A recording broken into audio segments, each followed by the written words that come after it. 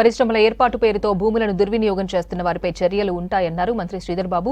ఉత్పత్తి ప్రారంభించని పరిశ్రమల భూములు తిరిగి తీసుకుంటామన్నారు. పరిశ్రమలపై ఫిబ్రవరి వరకు కమిటీ నివేదిక ఇస్తుందన్నారు. క్వశ్చన్ అవర్లో ఎమ్మెల్యే వెంకటరమణారెడ్డి అడిగిన ప్రశ్నకు సమాధానమిచ్చారు శ్రీధర్ బాబు. టీజీఐఐసి ద్వారా గత ప్రభుత్వంలో కానీ ఎప్పుడైనా సరే ఇప్పటి వరకు ఉన్నటువంటి పార్కులన్నీ దాంట్లో ఏ యూనిట్లకు మీరు అలాట్మెంట్ చేశారు, ప్రొడక్షన్ ఏ యూనిట్లు స్టార్ట్ చేసినాయి, ఏ ప్రొడక్షన్ స్టార్ట్ చేసింది, ప్రొడక్షన్ స్టార్ట్ చేయని యూనిట్లు ఏవి, ఆ ప్రొడక్షన్ స్టార్ట్ చేయని యూనిట్లను తిరిగి మరి అది ఆ స్థలాన్ని మళ్ళీ తిరిగి ప్రభుత్వం స్వాధీనం చేసుకోవచ్చు కదా, ఆ రూల్ ప్రకారం స్వాధీనం చేసుకున్నారా, ఏం చేశారని చెప్పేసి ఇట్లా నేను ఒక 8 ప్రశ్నలు పెడితే మీరు 3000 ఎకరాలు తీసుకున్నాం, కొత్త పార్కులు ఇట్లా చేస్తున్నాం అని చెప్పారు. గతంది నేను పెట్టిన ప్రశ్న మీరు పూర్తి స్థాయిలో లేదు అనేది నేను తెలియజేస్తున్నా గౌరవ మంత్రి వర్యులకు. ఆ ప్రశ్నకు సంబంధించిన అంశాలు, ఎందుకంటే ఎన్ని పార్కులు ఉన్నాయి, ఆ పార్కులో ఎంతమంది ప్రొడక్షన్ తీస్తూ ఉన్నారు, ప్రొడక్షన్ ఎవరైతే తీయటం లేదో వారి సమాచారానికి సంబంధించి పూర్తి స్థాయిలో వివరాలు సభ్యునికి తెలియజేయడం జరుగుతుంది.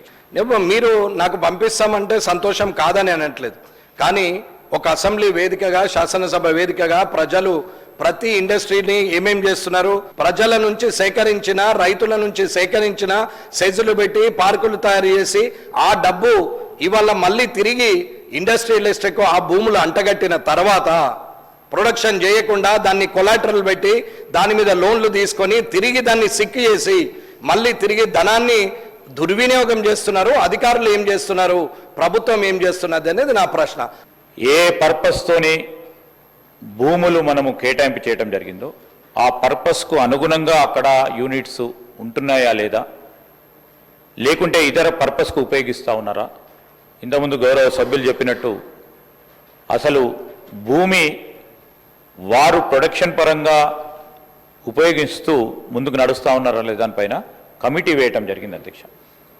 కమిటీ ఈరోజు అన్ని ఇండస్ట్రియల్ పార్క్ సంబంధించి ఒకటే కాదు, కొన్ని సందర్భాల్లో మేము చూస్తూ ఉన్నాం ఒక పర్పస్ గురించి తీసుకొని ఇంకో దానికి ఉపయోగించే ప్రయత్నం చేస్తూ ఉన్న సందర్భం. తప్పకుండా అన్ని తీర్లు కూడా అన్ని సమాచారం అందజేయడం జరుగుతుంది. గౌరవ సభ్యులు అడిగిన ప్రతి విషయం, ఏ పార్కుకు సంబంధించి ఫలానా పేరు పైన ఈరోజు అలాట్మెంట్ జరిగింది, ఆ పార్కులో ఫలానా కంపెనీకి సంబంధించిన ప్రొడక్షన్ జరుగుతూ ఉందా లేదా, లేని పక్షంలో కూడా ప్రభుత్వం ఈరోజు తిరిగి మళ్ళా ఆధీనంలోకి తీసుకొని వేరే ఇతరులకు కేటాయింపు చేసే కార్యాచరణ తీసుకుంటుంది అధ్యక్ష. పూర్తి సమాచారం గౌరవ సభ్యులు వెంకటరమణారెడ్డి గారికి అందజేయడం జరుగుతుంది. అధ్యక్ష, కమిటీని వేసామని చెప్పి గౌరవ మంత్రివర్యులు చెప్పారు.